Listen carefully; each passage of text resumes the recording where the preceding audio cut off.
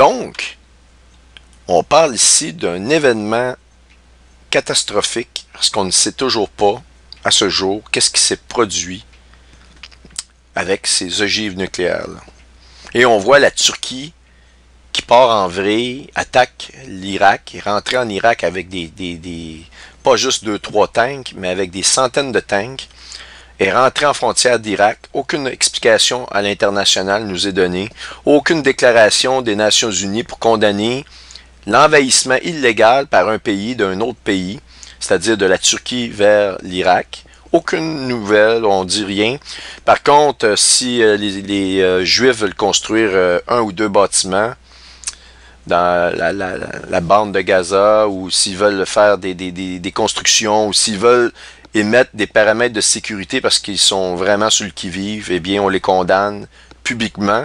Alors que la loi internationale, si vous vous faites envahir ou attaquer par un pays étranger, et que vous repoussez cette attaque-là et que vous gagnez des terres à l'intérieur même du pays qui vous a attaqué, la loi internationale stipule que cette terre-là vous appartient maintenant.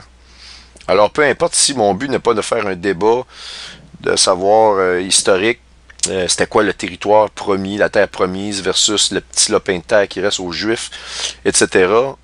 L'idée là-dedans, c'est de vous dire que c'est deux poids, deux mesures. On critique des choses ridicules, mais s'il y a des crises importantes, tout à coup, il y a un silence absolu. Et silence absolu veut dire on cache les choses, il se passe des choses en coulisses. Donc, vous avez ici une des choses les plus sombres, à mon avis. Si on parle d'un ogive nucléaire qui est disparu, on crie au loup, mais là, il y en a 95. On n'en parle plus, pas de problème, tout est passé. On passe à d'autres choses, à un mouvement rétrograde de Saturne. Ça, c'est ça, je vous dirais, là, c'est le point le plus important, ou l'un des plus importants, c'est la disparition. Où sont-elles toujours là? Mais si elles sont encore en Turquie, alors que la Turquie, on ne sait plus trop s'ils sont membres de l'OTAN encore. Officiellement, ils sont encore membres de l'OTAN, mais ils se comportent en dehors de l'OTAN. Je n'ai jamais entendu parler des États-Unis de dire à la Turquie, oui, oui, attaquer, c'est comme...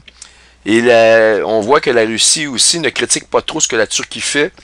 Et on sait que Moscou, c'est justement, après cette crise-là, a rencontré le président turc et tout à coup, et ça c'est une prophétie incroyable parce que dans le livre d'Ézéchiel 38-39, Gog et Magog, on nous dit que la Turquie va s'allier dans la fin des temps, et c'est contre toute attente des spécialistes en militaire et en géopolitique.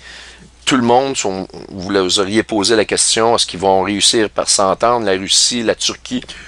La réponse aurait été un non retentissant, mais la parole de Dieu, une prophétie, écoutez, les chances que ça arrive, c'est zéro. C'est-à-dire que vraiment, Dieu vraiment a décidé, a mis dans le cœur de ces gens-là, par je ne sais quel miracle, de faire en sorte qu'il y ait une alliance, telle que la prophétie nous le dit.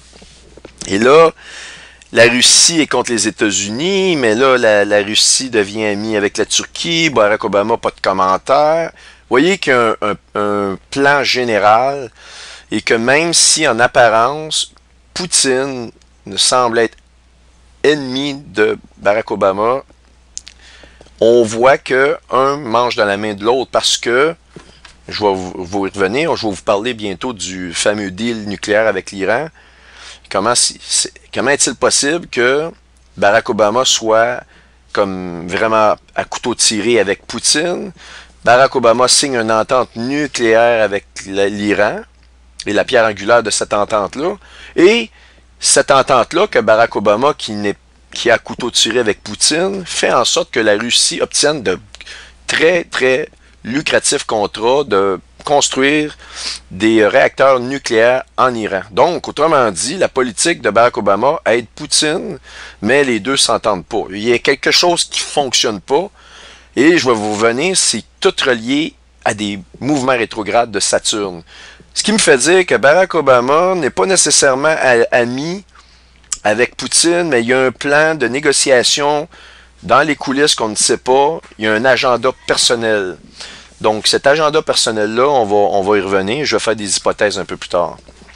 Donc, voyez-vous ici, le 17 août, c'est la première date, la date la plus récente qu'on nous parle que les missiles nucléaires, les têtes nucléaires ont été transférées supposément en Roumanie. OK? Le 17 août, là, parce que je regarde, c'est la date la plus récente. On n'a pas eu le 16 août, voyez-vous. OK, ici, on nous parle, c'est un article qui nous parle qu'il y a des ogives nucléaires. Est-ce qu'ils sont bien en sécurité? Est-ce que c'est bien pour les États-Unis de laisser des ogives nucléaires en si grand nombre en Turquie? On se posait déjà les questions. Ici, vous avez la réponse, le 17 août, correspondant au mouvement rétrograde. OK? Donc, je continue plus loin. Le même jour, ou le lendemain, la Roumanie nie complètement d'avoir accepté les bombes nucléaires des États-Unis. Wow! Donc, un rapport qu'on nous fournit qui est nié complètement par la Roumanie. Question que je vous pose, que s'est-il passé avec ces 95 ogives nucléaires-là? Eh bien, on voit ici que c'est plusieurs Sputnik, j'ai plusieurs CNN en a parlé, que les États-Unis transféraient des ogives. Ça a fait des manchettes nationales. Tout à coup, on nie ça, puis aucun commentaire de Barack Obama à l'effet que non, non, non, ils sont toujours là, notre personnel est toujours en fonction, notre entente avec la Turquie continue, ils sont toujours membres de l'OTAN.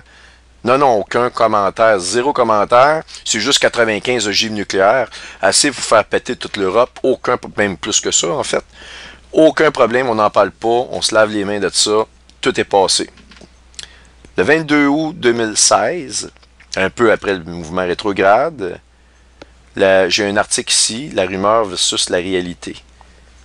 Et c'était un rapport qui n'a jamais été confirmé ni nié par les États-Unis, mais pas de commentaire. Wow! Mouvement rétrograde de Saturne, le dernier c'était au 18 août 2016. Celui avant était au mois de mars. On va aller voir quand au mois de mars. On va reculer, mettons, au mois de février. J'avance, on va trouver le mouvement rétrograde.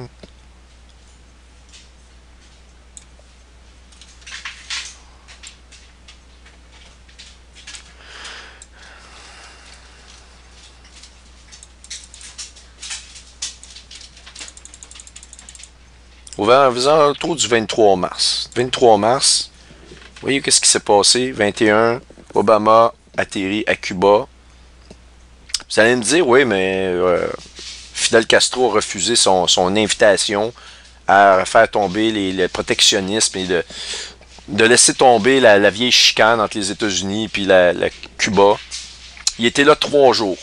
Donc, justement, le mouvement rétrograde correspondrait au milieu de son voyage ou à peu près à la fin de son voyage. OK? Mais ça ici, ça nous parle de la fin de la guerre froide ou le temps de la guerre froide. La guerre froide, finalement, ça a été une guerre à l'armement, ça a été des menaces de ci, de ça. Les gens, à ce moment-là, s'achetaient des livres pour savoir comment se construire un abri nucléaire. On attendait les bombes nucléaires par centaines et rien ne s'est produit. Moi, je vous dis que là, ça aurait été une bonne nouvelle qu'on nous annonce une nouvelle guerre froide, mais malheureusement, ça ne sera plus une guerre froide. Ils vont passer à l'acte très bientôt. Il va y avoir une guerre totale nucléaire. La Bible nous en parle. Ça va commencer au Moyen-Orient, puis ça va se répandre.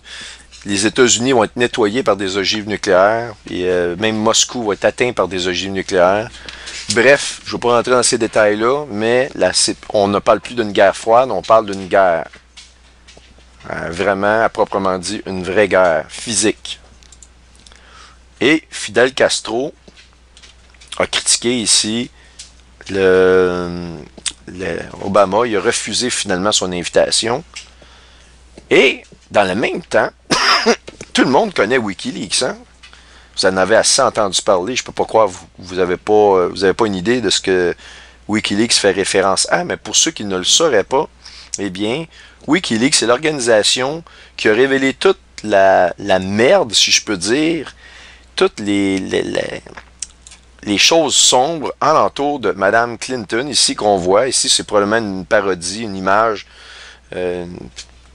humoristique de l'histoire de Benghazi, où elle a, de façon volontaire, fait retarder les aides militaires pour que tous les Américains périssent là-bas. Et c'est un scandale, mais elle est encore en train de se promener. Mais peu importe, je ne vais pas rentrer à tous les détails, mais vous pourrez vous informer sur les Wikileaks.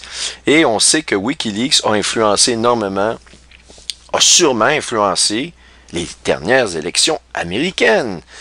Et vous ne trouvez pas qu'il y a de quoi de plus surnaturel que ce qui s'est passé alentour de M. Donald J. Trump. En passant, Donald, ça signifie, le nom Donald signifie tout-puissant, le tout-puissant, ok?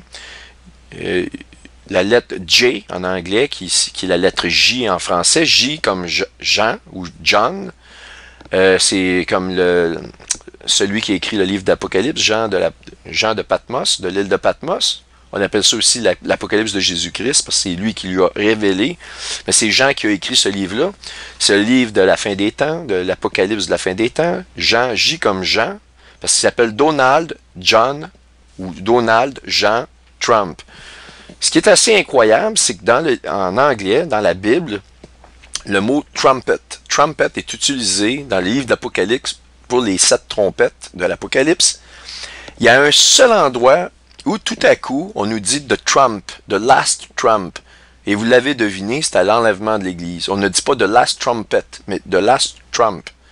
Le mot trump est un diminutif qui signifie aussi trompette. Et il ne s'appelle pas M. John Trumpet, mais il s'appelle John Trump, de Donald John Trump.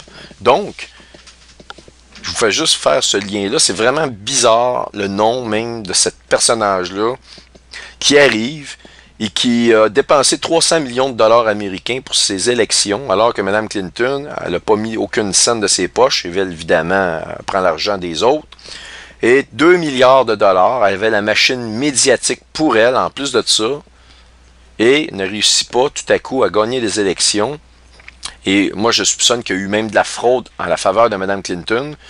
Moi, ce que je peux dire, des amis américains se promènent dans des États, traversaient les États en autoroute, plusieurs États aux États-Unis. Il y avait de la misère à trouver une ou deux pancartes de publicité pour Mme Clinton.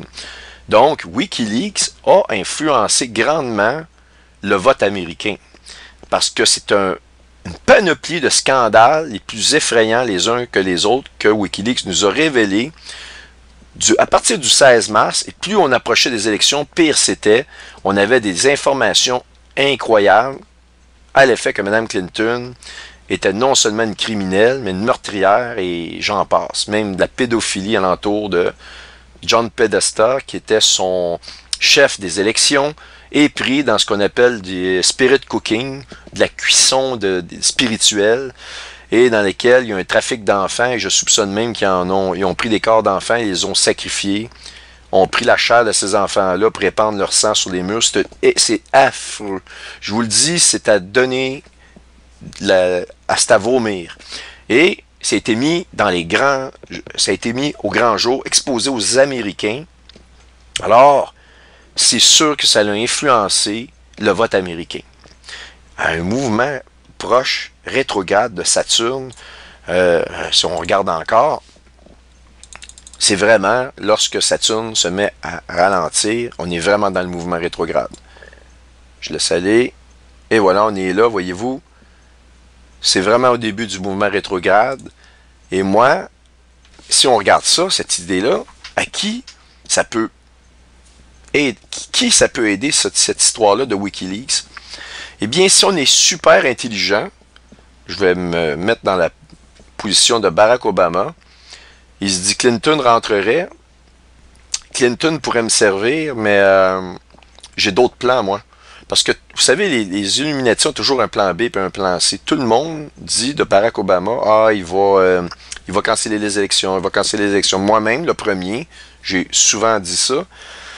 Et c'est tellement venu populaire dans les réseaux d'information secondaires, et même un rabbin a dit il n'y a pas longtemps, Barack Obama cancelle les élections. Je ne dis pas qu'il ne va pas le faire, mais il doit le faire d'une façon peut-être plus subtile, mais il a tous les pouvoirs, il peut le faire de tellement de façons, avec toutes les lois qui s'est votées, que c'est vraiment rendu une vraie blague.